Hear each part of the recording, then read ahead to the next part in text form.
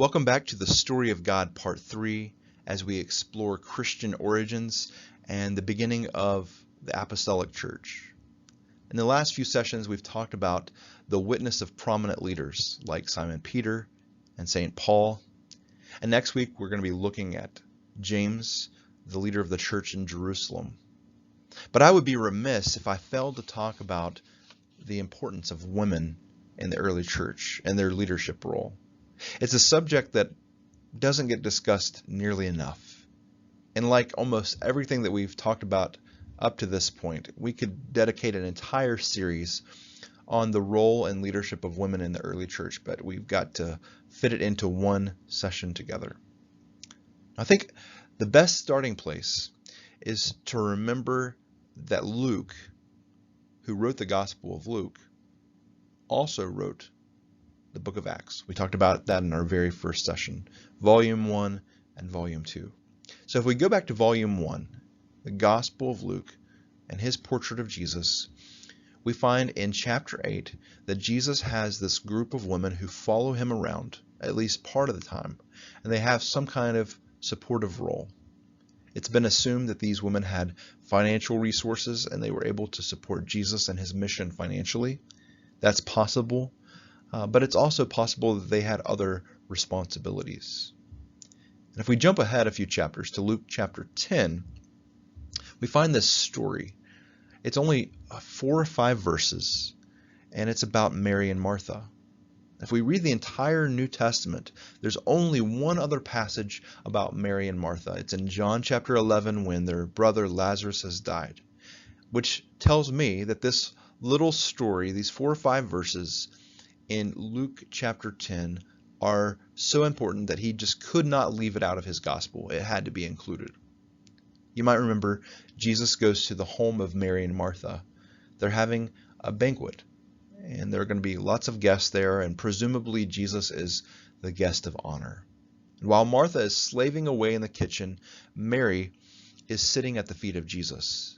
And as Westerners living in the 21st century, it's really easy for us to take some of these parts of the story for granted.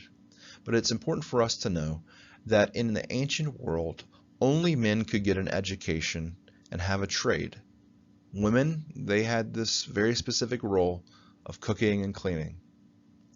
And only students sat at the feet of a teacher. And so we should imagine if there are any other guests sitting at the table that their jaws are just dropped wide open when they observe Mary sitting at the feet of Jesus.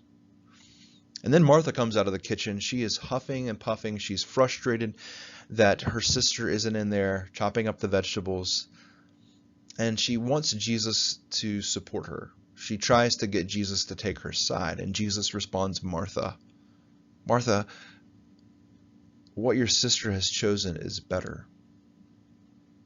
Jesus is saying that Mary has chosen discipleship. And outside of these few verses, there's absolutely no evidence that from that time period there were any women who were the teachers of, or who were the students of a revered teacher. So this story is included because it's revolutionary.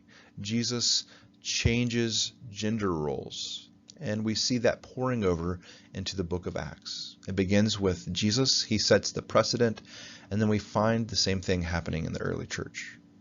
Now, there are some feminist scholars who will read Luke and Acts, and they'll say, well, yeah, they might get a little bit more attention, but it's not nearly enough, or it's negative attention.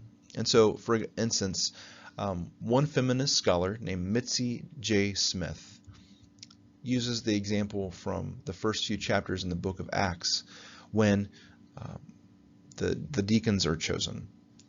All the deacons are male. So that tends to be one problem. Another problem is that the primary role and responsibility of a deacon was to serve tables.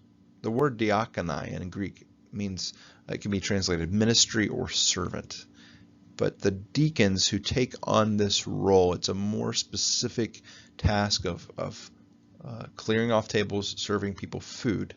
And the reason they were chosen to do that was so that people who were pastors could focus on primarily proclamation, sharing the message of Jesus through teaching and preaching.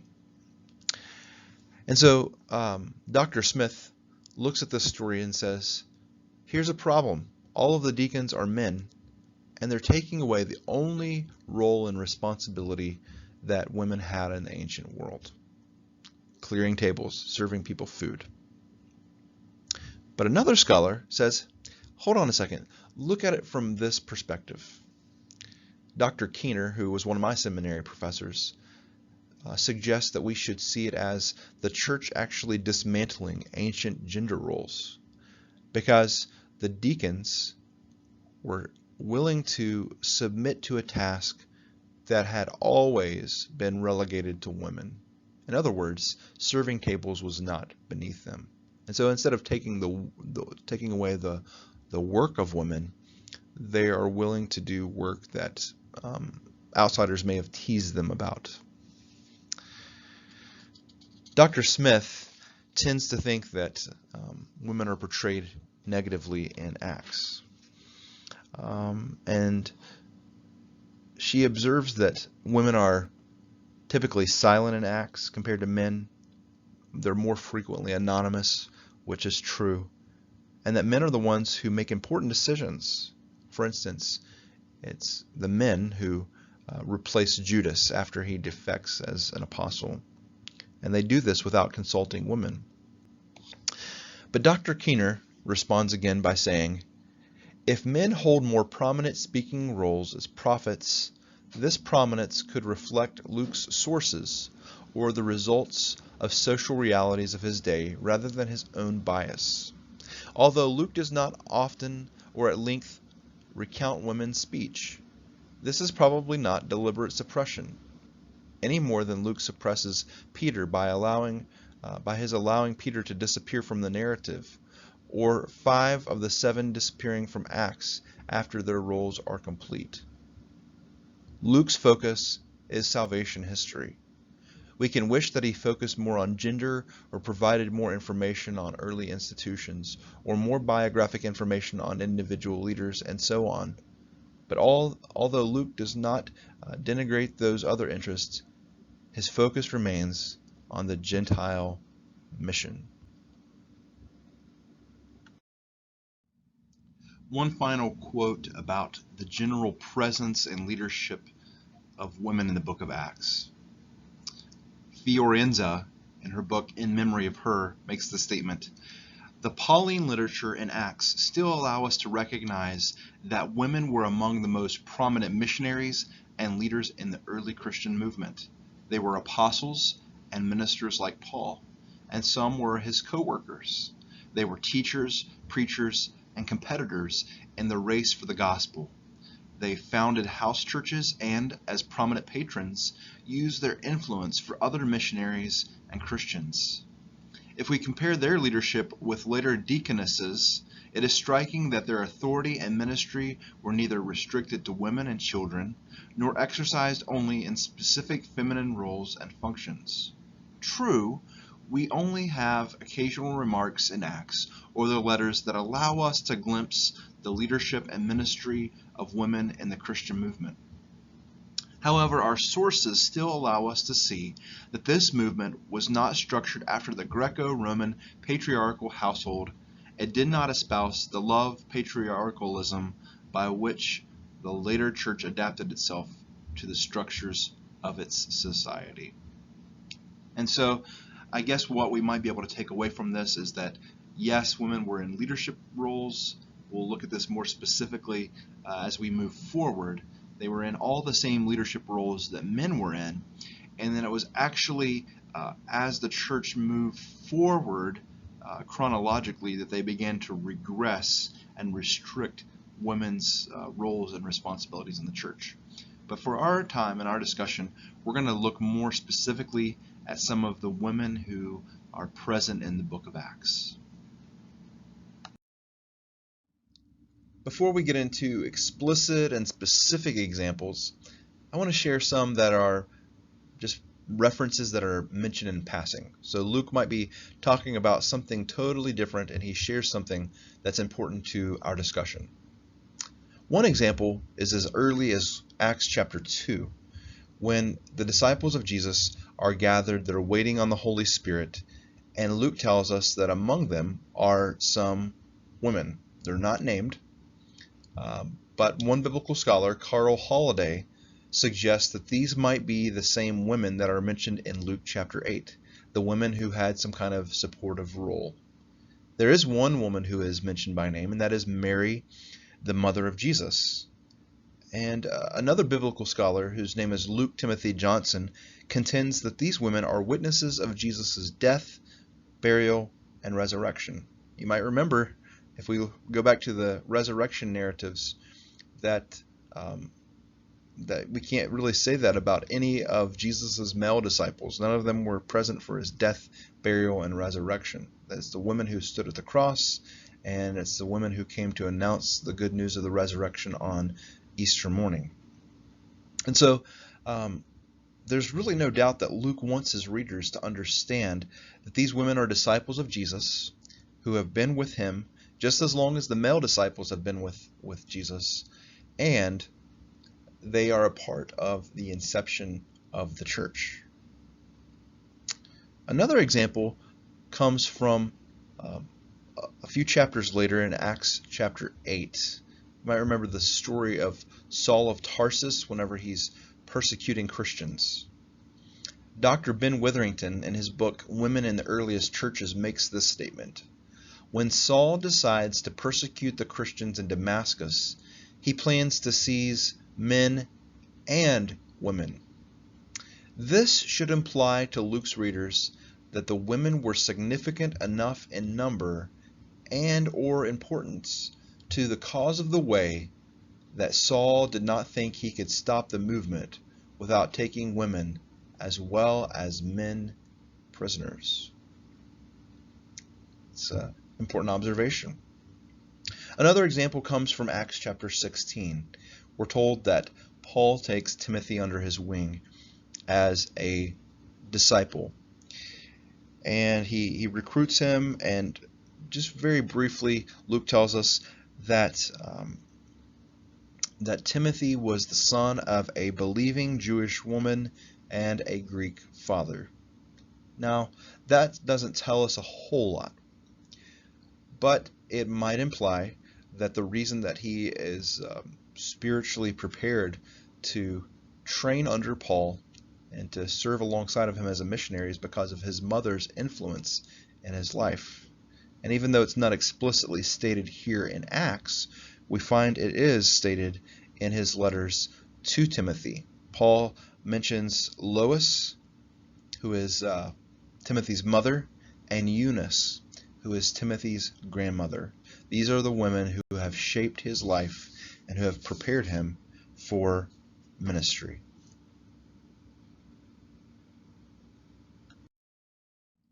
Another brief example that's kind of just mentioned in passing is in Acts chapter 21. We're told about Philip's 4 daughters who are prophetesses. And it might come across, if we read really carefully and ask lots of questions, we might wonder, well, okay, here are 5 prophets in this scene. 4 of them are women, and they are unnamed. They're just called by their father's name, which kind of makes it even worse, Philip's daughters. And then you have this one prophet who is a male. He is named. His name is Agabus, and he is the only one who speaks. So that might raise some questions. One scholar has made the statement, although in verses 10 through 4 it is Agabus who prophesies and not the women, I see the reason for this in the fact that he had come directly from Judea and could give prophetic interpretation to the situation in Jerusalem. It is not a case of competition between the 2 prophetic parties. In other words, Agabus had just been there, and so his prophecy was well informed by his actual visit in Judea. Also, Dr. Craig Keener, in his commentary on Acts, goes on to explain why they would even be included. Why are Philip's daughters even mentioned in this story? He says, what is clear is that Luke expects women, such as Anna and Philip's 4 daughters, to declare the word of the Lord, and he regards this as normative, illustrating the programmatic principle articulated in Acts 2:17 through 18. And that's the passage from the prophet Joel that talks about the Spirit being poured upon all flesh, and that men and women will both prophesy. Dr. Keener goes on to say, the same Spirit that forces the church across ethnic and cultural barriers also breaks down gender barriers for speaking God's message. Tabitha was most likely a Jewish woman, and she was a person of financial means, who presumably supported widows. Luke calls her a disciple, which I think is an important term, not just to brush by quickly, and says that her life overflowed with good works and compassionate acts on behalf of those in need. Now it's important to know that Tabitha's name in another language was Dorcas, and so when he describes her death a few verses later, Luke says that all the widows stood beside Peter, crying as they showed the tunics and other clothing Dorcas made when she was alive. Now, Tabitha was apparently a person who had a major impact on the widows in Joppa, but Luke is clear that she helped those who are in need. And so that doesn't necessarily limit her ministry to women. The fact that Tabitha is named, we've already seen that women, rarely their names are mentioned explicitly in Acts, so she's named and she's remembered several years after the actual event, may testify to her memory and significance in helping establish the church in Joppa. If you were with us last week, I talked a little bit about Paul and Silas, their imprisonment in Philippi, and how after they were released, the Philippian jailer was converted. So immediately after that scene, while they're still in Philippi, in this region of Macedonia, Paul and his traveling companions go down to the river, and they encounter a group of women who are praying. This was a pretty common practice to gather at the river for prayer. And among them was this woman named Lydia, and we're told two things about her specifically: that she was a God-fearer. So if you remember from our second session together, that meant that she was not ethnically Jewish and that she had not converted to Judaism, but that she was sympathetic towards Yahweh, the God of Israel, and the Hebrew scriptures and the Jewish customs and practices, although she lived in the Greco-Roman world. So Paul and Silas, they proclaim the good news of Jesus' death and resurrection, and Lydia is converted. So the other thing that we're told is that she is a dealer in the color purple, which might sound like a strange comment for us to read about, but we need to know that in the ancient world, that was a really lucrative profession. To sell clothing the color purple, it was a royal color, and it was really lucrative. So this might suggest that Lydia was financially prosperous and that she was able to be the patroness for the church in Philippi. And we kind of get that impression because in Acts 16:40, after she's been converted, after Paul and his traveling companions kind of go about their missionary work, we discover that they reconvene at Lydia's home. So she may have actually been the one who was presiding over the house church there in Philippi. In his commentary on the book of Acts, Dr. Ben Witherington makes the statement: Luke chooses representatives and noble examples of conversions in each area of geographical region of his region by region account of the advance of Christianity. It is no accident that he focuses in 16:11 through 40 on the conversion of one woman and one man in Philippi in order to stress the equality of women and men in God's plan for salvation and their equal importance in the new community. This importance is seen immediately by the way the narrative in 1611 through 1440 is told, climaxing as it does with the final Christian meeting in the household of Lydia. It was vital for Paul to find a venue where Christians could meet in this Roman colony. Lydia's providing of a place was thus crucial to the existence and growth of Christianity in this place. Perhaps the most significant portrait of a leader in Acts in terms of female leadership is Priscilla and her husband Aquila. And they are a missionary couple that Paul meets in Corinth. And it seems that like Tabitha and like Lydia, they are people with the financial resources to be able to travel and relocate with ease.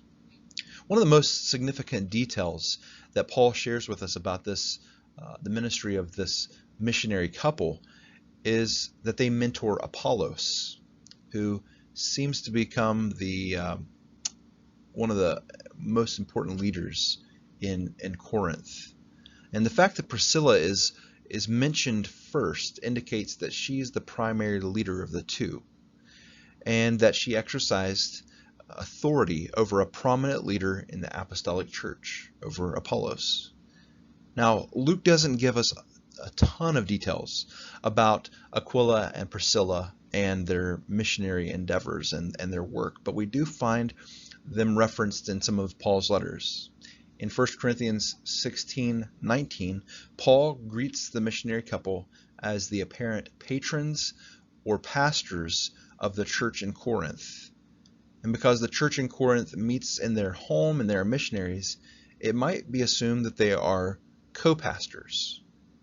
So Priscilla, once again, we don't have a ton of information about her, but the information that we do have indicates that she was someone who held the same authority as other apostolic leaders and pastors in the book of Acts.